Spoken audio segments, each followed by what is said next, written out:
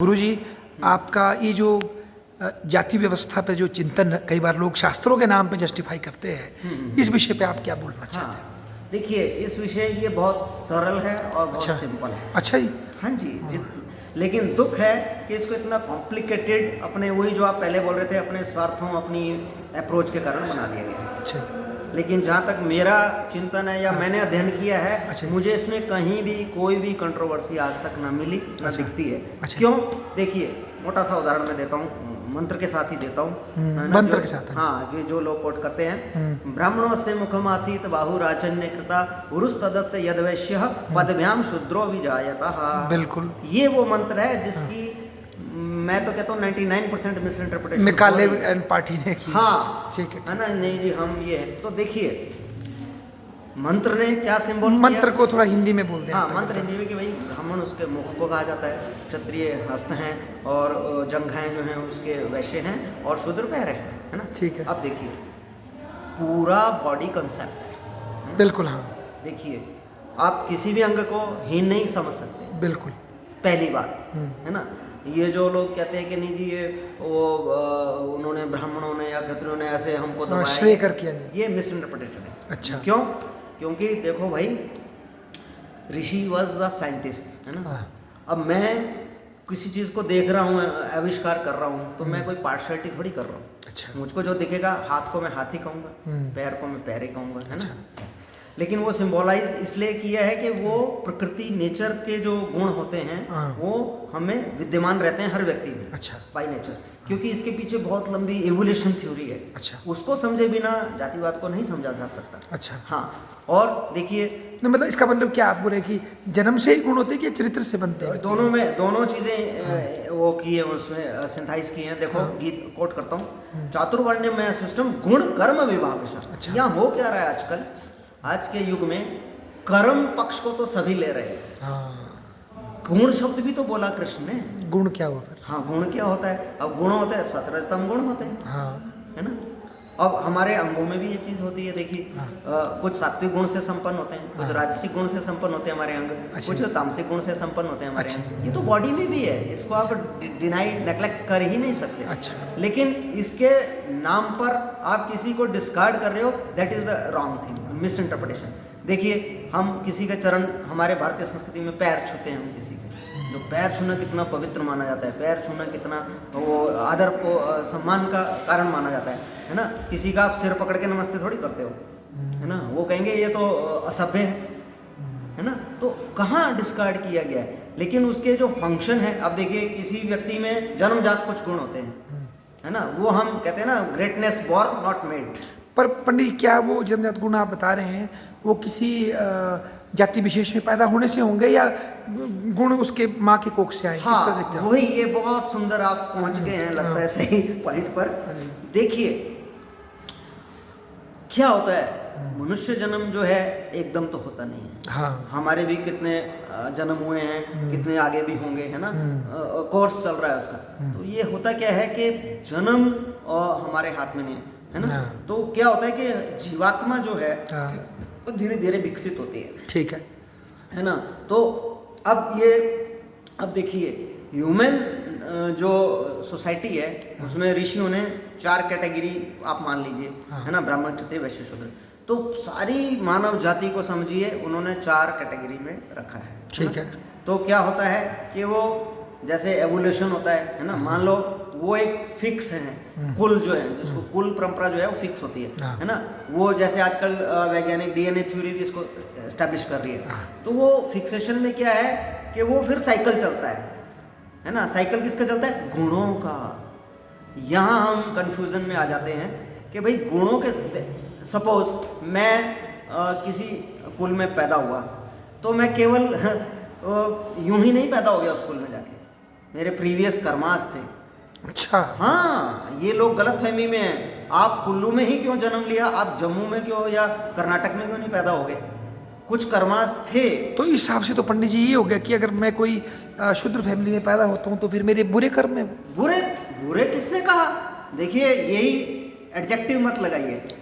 कर्म थ्योरी बहुत, कर्म अपि बोद्धव्यम बोद्धव्यम च विकर्म अकर्मणो अपि च बोद्धव्यम गहना कर्मणो गति, गीता बोल रही है।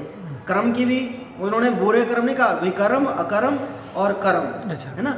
हम कर्म थ्योरी को हम बुरा क्यों माने? अरे शूद्र, विदुर भी तो शूद्र जाति के थे, है ना? अच्छा, आपका हाँ, मतलब किसी को कम ठीक। हाँ, उसको आप बुरे और अच्छे में मत अभी डिवाइड, हाँ, तब तो डिवाइड कर रहे हैं। अच्छा अच्छा। ना ना ना ना ना, कर्म केवल, मैं पशु योनि में भी तो जा सकता हूँ, हाँ। मेरे कर्मास होंगे, अब वो उसको आप बुरा टाइटल कर दोगे। मैं हंस भी तो बन सकता हूँ पक्षी योनि में, वो अच्छे कर्म मान लोगे, तो वो बात की बात है, एडजेक्टिव लगना, वो तो अच्छा। उसके कर्म। लेकिन देखिए, ये इसीलिए मैं कह रहा हूँ, ये इतनी इसका मैं और योग सूत्र भी दे देता हूँ आपको। निमित्तम अप्रयोजकम प्रकृतिनाम वर्ण भेदस्तु तथा क्षत्रियवत जात्यंतर परिणाम प्रकृति नहीं प्रकृति अपूर्ण अपसारणात्। ये दो सूत्र बड़े इंपॉर्टेंट है। ये जब समझ आ जाएंगे तब आपको पूरा एवोल्यूशन जो है जातियों का भी समझ आ जाएगा कि जाति जो है वो यूं ही नहीं बन जाता है। अब आप ही देख लीजिए, बच्चे में माँ बाप बच्चों ने स्कूल भेजते हैं, फिर वो मैट्रिक करता है, ग्रेजुएशन करता है, एमए करता है, पीएचडी करता है, कुछ करता है, लेकिन वो सब करने के बाद उसकी जो इनर ग्रोथ है वो तो बहुत देर बाद होती है ना, है ना। जब फिजिक्स में ऐसा चल रहा है तो मेटाफिजिक्स तो और भी कॉम्प्लिकेटेड है।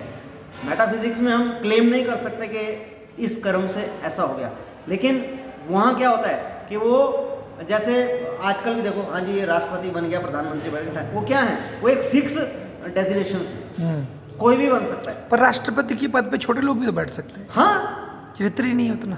वही तो, लेकिन होता क्या है, ये डेजिग्नेशंस हैं, ब्राह्मण, क्षत्रिय, वैश्य, पर वो कर्म। अच्छा। हाँ, ये जब एवुलेट हो गए तो वो एक फिक्स कुलाज है कि अरे शूद्र को आप बोल रहे हैं हीन या बुरा कर्म, नो, अरे शूद्रों का देवता है, वैश्यों का देवता है, डेटीज का भी परंपरा वहीं से चली आ रही है। अच्छा। हाँ, ये सब डेटीज से भी कनेक्ट है। अच्छा। ये केवल यूं ही नहीं उड़कर आ गए हैं सारे, है ना। तो ये एक व्यवस्था थी, वर्ण व्यवस्था। लेकिन मेरा जो जहाँ तक मेरी अप्रोच रही है या जहाँ तक मैं सोच पाया हूँ कि जब गुण शब्द को हम गुण कर्म विभाग शब्द, है ना, कि कई लोग बोलते हैं कि कर्म से भी होता है, कई बोलते हैं जाति से होता है ना। तो जाति का मतलब ये है कि वो एक फिक्स जो डेजिग्नेशन है, वहाँ से भी वो कुल से, जैसे जिस माँ से मैं जन्म लेता हूँ उस माँ के गुण भी तो आएंगे ना मेरे अंदर, हाँ, उस पिता के गुण भी तो आएंगे ना। यही तो डीएनए थ्योरी बोल रही है आजकल, है ना। तो इसलिए आप उसको एकदम डिस्कार्ड नहीं कर सकते। वो ठीक है कि भाई जितने जितने उसमें गुणों का रेशो, देखिए सत रज तम 3 गुण बोल दिए, इन तीनों के ही उपमर्दन और अपमर्दन से ये डिवीजन बनते हैं 4, है ना। और उन चारों से ही में ही अपनी अपनी क्वालिटीज होती हैं। जो गुण पैर में है वो सिर में कहाँ हो सकता है? अच्छा, है ना। सिर से थोड़ी दौड़ता है कोई, पैर से दौड़ते हैं, है ना। पैर ही खड़ा रखता है समाज को, है ना, हमारे शरीर को, नहीं तो हम तो कोलैप्स हो जाएंगे। नहीं, मेरा प्रश्न ये है कि अगर मैं किसी ब्राह्मण कुल में पैदा होता हूँ, पर मैं कोई मान लीजिए कोई डॉक्टर बन जाता हूँ, हाँ, ठीक है, सर्विस कर रहा हूँ, है ना, या कोई मैनेजर बन जाता हूँ, सेवा दे रहा हूँ, तो फिर मैं भी तो नहीं सेवा देता हूँ कोई, तो फिर मैं भी तो एक तरह से अगर काम से देखूँ तो काम तो मैं शूद्र का ही कर रहा हूँ। जो सर्विस सेक्टर चाहे डॉक्टर हो, सेवाधारक बनते हैं ना हम तो। नहीं, वो दोनों चीजें मिक्स हैं। देखिए, अब आप ब्राह्मण हैं तो आप करते हैं, लेकिन जन्म तो इससे अलग है ना। आप अपने जीवन में अच्छे कर्म भी करेंगे, बुरे भी करेंगे, किसी भी जाति में पैदा होकर, है ना। उससे जाति का कोई संबंध बिगड़ता नहीं है, संबंध नहीं है। वो बनता बिगड़ता कब है कि जब हम पुनः हमारा जन्म होता है, तब हम किस कैटेगरी में एंटर होते हैं। अच्छा पंडित जी, प्रमोट करते हैं। एक क्वेश्चन और रेलिवेंट, जो आज के ज़माने में जो अंतरजातीय विवाह हो रहे हैं, इससे क्या लगता है आपको? नुकसान हो रहा है जाति व्यवस्था? इससे नुकसान का वो है अनुलोम और प्रतिलोम हमारे शास्त्रों में। अच्छा, तो फिर तो मतलब इसको रोकना चाहिए, क्या करें? हाँ, ये क्यों, इससे क्या होता है, इससे समाज की तो हानि होती है, व्यक्ति परिवार की भी हानि होती है। क्यों? क्योंकि उसकी जो कैपेसिटी थी वो रिड्यूस होती है ना। इसीलिए गोत्र बने थे, है ना। मातृकुल पितृकुल देखा जाता था। माँ के गोत्र में पिता के गोत्र से वेरिएशन होगा, तब आपका प्योर रहेगा वो आपका विवाह, है ना। उसमें अच्छी संतान होगी, अभी रोगी नहीं होगी, है ना। वो इसीलिए वो कुल गोत्र की परंपरा चली थी। तो फिर तो संविधान, फिर तो पंडित जी लोगों को मतलब उनके जो विवाह करने के अधिकार से वंचित कर दिया जाएगा? ना, विवाह करते ये अब ये और भी गहन प्रश्न है।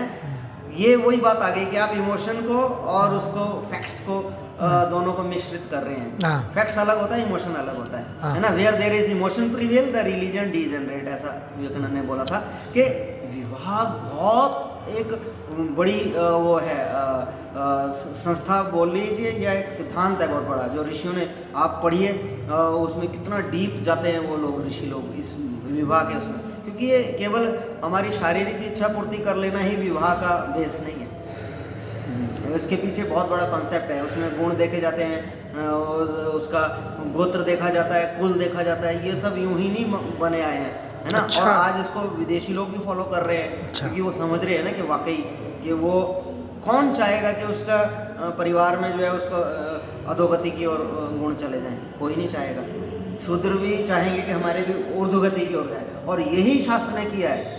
एवरी वो ऋषियों का प्लान क्या था, एवरी चंडाल वुड बी द ब्राह्मण, है ना, through the process of the evolution of nature. ठीक है, कि वो उनको ऊपर की ओर ले जाना है, नीचे को नहीं कोई जाना चाहता, ऊपर ही जाना है ना। तो वो चाहे शूद्र कुल में भी जन्म लिया है, फिर भी वो शुभ कर्म करते करते वो अगले जन्म उसका ब्राह्मण कुल में भी हो सकता। पंडित जी पर देखो आपने फिर खुद ऊपर नीचे नहीं कर दिया, बोलते बोलते ऊपर और नीचे बोल दिया आपने खुद भी। हाँ, नहीं ऊपर नीचे मैंने इसलिए बोला है क्योंकि इसका आंसर कृष्ण के उसमें के कर्मण्येव अधिकारस्ते मा फलेषु कदाचन। क्या पंडित जी ऐसा नहीं होगा कि शूद्र हम अपने कार्यों से नहीं होंगे, संस्कारों से नहीं नहीं, होंगे, अरे। कि जन्म से ही हो जाएंगे? फिर भी आप थोड़ा सा इसको मिश्रित कर रहे हैं ना। ठीक है, कर्म से हम शूद्र होते हैं, ब्राह्मण कुल में पैदा होकर हम नीच कर्म करेंगे तो हम शूद्र बनेंगे नहीं। लेकिन जाति ब्राह्मण तो बन गया ना भाई। तो वो तुलसीदास ने भी बोला है ना कि वो ओह ब्राह्मण ओह ब्राह्मण, वेद ने भी बोला है, ये वेद मंत्र कोट कर रहा हूँ मैं, ओह ब्राह्मण ओह ब्राह्मण, कुछ ओह ब्राह्मण होते हैं, मतलब वही जो आप बोल रहे हो कि ब्राह्मण कुल में पैदा होके वो नीच कर्म करते हैं, वो ओह ब्राह्मण है। वो अगले में शूद्र कुल में जन्म लेना पड़ेगा उनको, है ना। इसी प्रकार जो शूद्र अच्छे कर्म कर रहे हैं वो ब्राह्मण कुल में जन्म लेंगे।